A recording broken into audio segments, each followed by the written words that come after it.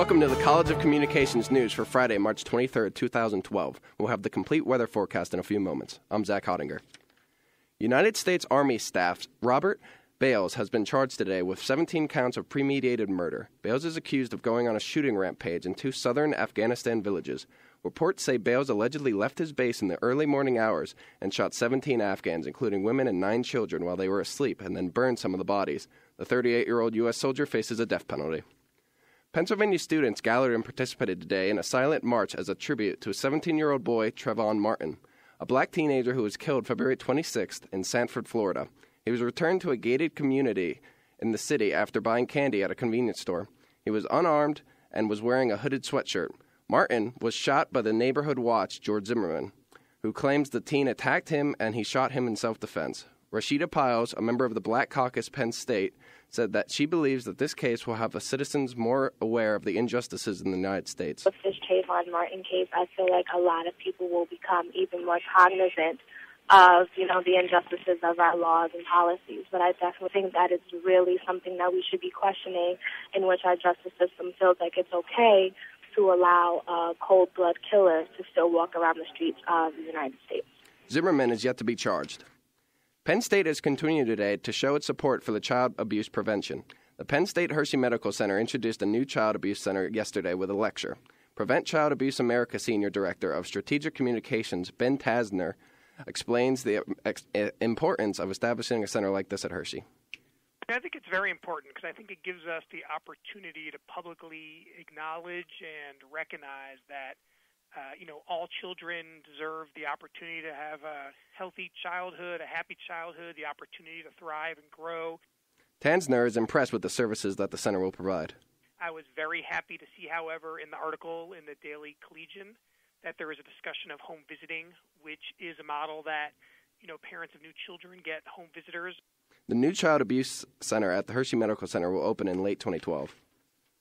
Roman Catholic Church officials in Philadelphia are facing child sex abuse charges and are asking for a new jury due to the fact of the publicity over the case. Monsignor William Lynn is asking for the new jury after defrocked priest Edward Avery pleaded guilty Thursday. Lynn is being charged with child endangerment and conspiracy in failing to remove Avery from the ministry.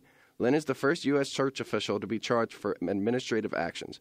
Avery has been sentenced 2.5 to 5 years in jail for his involvement in the 1999 molestation of a 10-year-old boy. Jury deliberations continue today after 3 weeks of testimony in a Pennsylvania senator corruption trial. Pittsburgh area Republican Jane Orey is accused of illegally using her staff that is funded by taxpayers. They were allegedly used to do campaign work that benefited her and her sister. A state Supreme Court Justice Orey denies all allegations. She also denies knowledge of forged documents that caused the first trial to end in a mistrial. Prosecutors added perjury of forgery charges for the second trial. Grocery chain Giant Food Storage is joining today the growing number of food merchants halting sales of fresh ground beef containing the filler known as pink slime. Company spokesman and manager of the public relations at Giant Food Stores, Chris Brand, had this to say. We've received over 100 different customer complaints. What we found from our customers is that overwhelmingly, it was a negative impression of finely textured beef. We have a very trusted relationship with our customers, and we felt if they feel strongly about this issue that it was our responsibility to respond. The filler is known in the industry as lean, finely textured beef. It's made from bits of leftover meat. The term pink slime was coined by a federal microbiologist grossed out by it. El Rancho del Sur is in the process of recalling 3 of their cheese products today because of the possible Listeria contamination.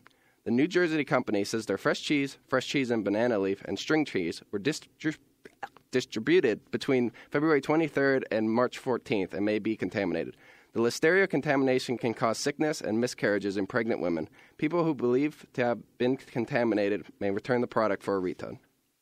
We'll be right back after the break. My name is Dale Pazinski, and this is how I live United. I volunteer with United Way, helping the homeless in my community by teaching computer skills and helping them build a basic resume to save on their very own USB drive.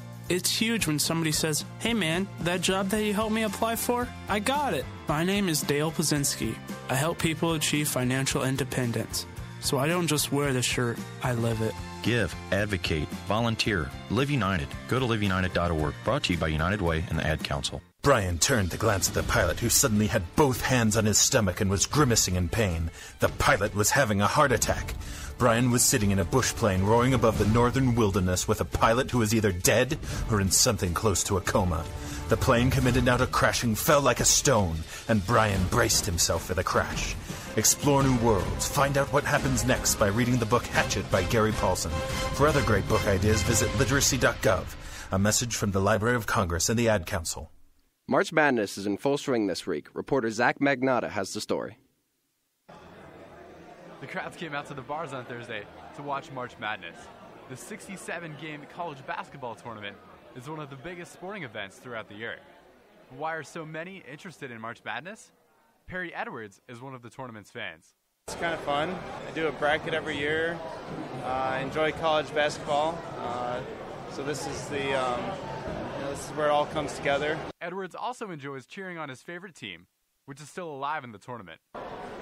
I follow my hometown team, Syracuse. Even though Penn State junior Pat Maniscalco isn't a huge college basketball fan, he enjoys watching the tournament every year. I like making brackets.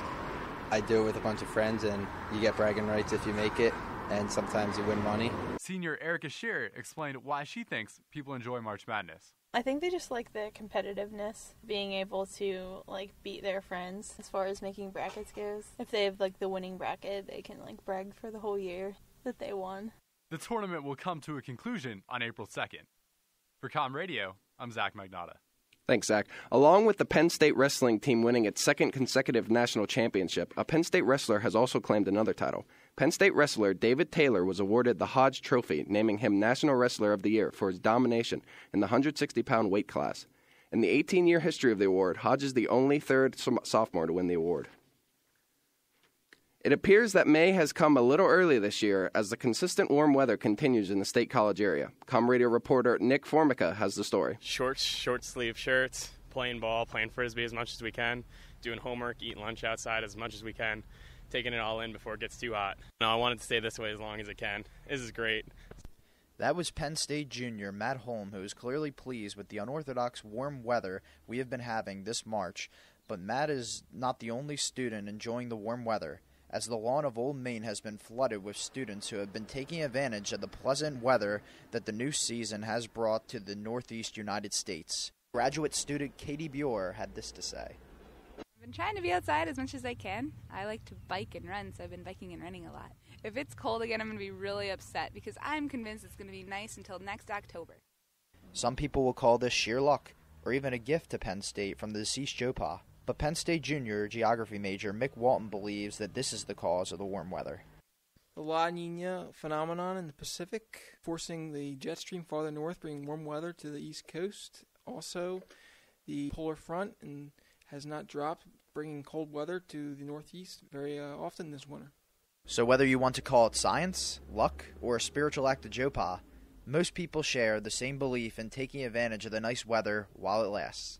Nick Formica, Comm Radio reporter.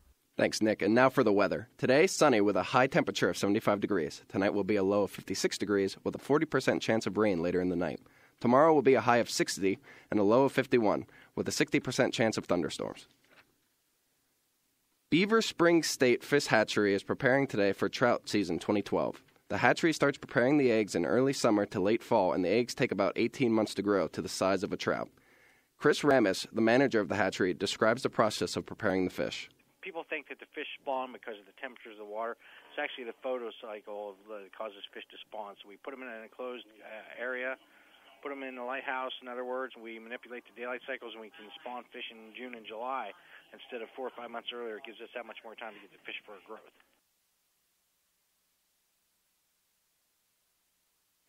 The amount of eggs they prepare vary each year due to the shortfalls or surplus in production. Ramesh says that the historical data determines how many fish the hatchery produce each year. The first day of the regional trout season is Saturday, March 31st. That's the news for Friday, March 23rd, 2012. Our producer today was Scott Anderson. The assistant producer was Chanaka Christie. Our technical director was Yvonne Damali Siriki. And for the entire College of Communications news team, I'm Zach Honiger. Have a great day.